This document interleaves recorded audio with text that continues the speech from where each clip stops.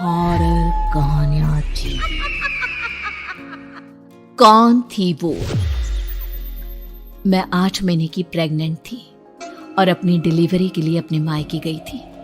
माँ ने मुझे फोन पर बताया, घर के पीछे की तरफ जो खाली जमीन थी ना, वहां पर एक नया कमरा बनवा लिया है। इतने सालों के बाद जैसे ही अपने घर में कदम रखा, कुछ अलग सा लगा। माँ, ये घर के पीछे की तरफ नया कमरा बनवाने की क्या जरूरत थी? अरे बेटा, घर के पीछे दूर दूर तक खाली जमीन है।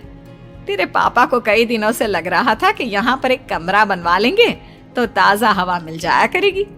अब तो ये सब छोड़ और चल जल्दी से दूध पी ले। माँ, मैं थोड़ी देर में पी लूंगी, आप सो जाओ। मैंने दूध का गिलास उठाकर उस खिड़की में रख दिया। पता नहीं कब आंख लगी, अचानक से खिड़की के पल्लों के खड़कने की तेज आवाज आई। दूध का गिलास धड़ाम से जमीन पर आ गिरा। जमीन पर गिरते ही दूध का रंग लाल हो चुका था। मैंने खिड़की से झांक कर बाहर देखा। चारों तरफ धूप अंधेरा था। उस अंधेरे की तरफ से कुछ आवाजें आ रही थी, जैसे छोटे बच्चे आपस में खिलखिलाकर मस्ती कर रहे हो।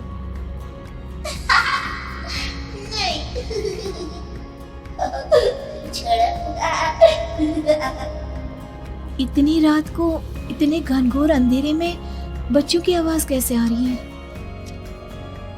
घड़ी में वक्त देखा तो ठीक 12 बजे थे।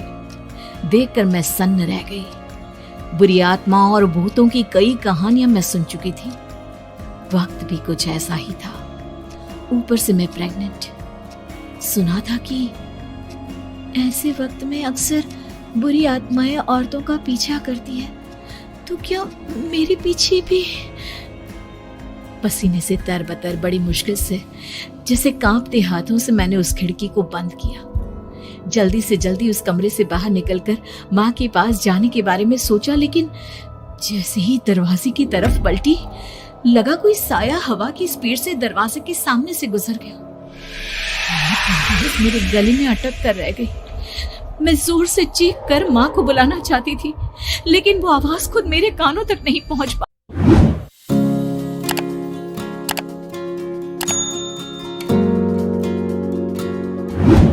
रही थी। तो माँ तक कैसे पहुंचती? खिड़की के पल्ले एक बार फिर तेज हवा के झोंके से धड़ाम करके खुल गया और पूरी ताकत से मैं चीख पड़ी। जानती थी मेरी चीख की आवाज सुनकर कुछ ही सेकंड में माँ वहां पहुंच जाएगी, लेकिन ऐसा कुछ हुआ ही नहीं। मेरा कलेजा डर के मारे फटा जा रहा था। आखिर माँ ने मेरी आवाज क्यों नहीं सुनी? इतनी गहरी नींद में तो माँ कभी नहीं सोती।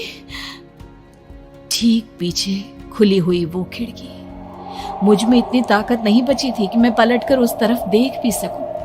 हवा का एक सनसनाता हुआ झोंका उसी वक्त मेरे कानों से आकर टकराया। लगा जैसे किसी ने दबी हुई आवाज में धीरे से मुझसे कहा, चली जाओ यहाँ से। मैंने दोनों हाथ अपने कानों पर रख लिए और एक बार फिर ताकत लगाकर जोर से चीखने की कोशिश की।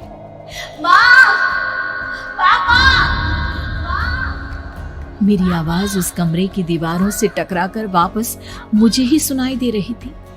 जितनी ताकत के साथ मैंने चीखने की कोशिश की थी, कुछ ही देर बाद उससे कहीं ज्यादा तेज और दर्दनाक चीख मुझे सुनाई देने लगी। ये आवाज ठीक मेरे पीछे खिड़की से आ रही थी। वो आवाज मेरे कानों में पिघलते हुए लोहे की तरह गिर रही थी। उन आवाजों में हैवानियत थी। वो आवाज़ें किसी इंसान की नहीं है, इतना मैं समझ चुकी थी। कांप रहे हाथों से मैंने अंधेरे में कुछ ढूंढने की कोशिश की। तभी अचानक मेरा हाथ बेड पर रखी टॉर्च पर पड़ा। किसी तरह ताकत लगाकर टॉर्च का बटन ऑन किया, लेकिन ये क्या? सामने दरवाजे पर 3 छोटी लड़कियां खड़ी हुई थी। उनके हाथ में स्टील के चमचमाते हुए चाकू थे। मैं घबराकर लड़खड़ाई और पीछे की तरफ हटी, लेकिन तब तक वो मेरे पास आ चुकी थी। उनकी गर्दन टेढ़ी थी और उनके हाथों के वो चाकू मेरे पेट को निशाना बनाने को तैयार। मैं जोर से चीखी, नहीं, छोड़ दो मेरे बच्चे को, मत मारो, मत मारो, छोड़ दो मेरे बच्चे को।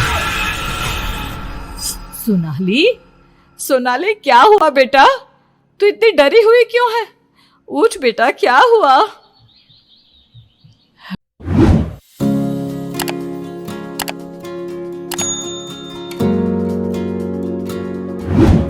बढ़ाकर मैंने अपनी आंखें खोली। देखा तो दिन निकल आया था। माँ मुझे जगा रही थी। मेरा चेहरा पूरा पसीने से लथपथ था। क्या हुआ बेटा? तुमने कोई बुरा सपना देखा क्या? मैं अभी तक अपने पूरे होश में नहीं थी। वो मेरे बच्चे को मार देगी माँ। वो लड़की मेरे बच्चे को। मैंने घबराकर अपने पेट को छुआ। सब कुछ ठीक था।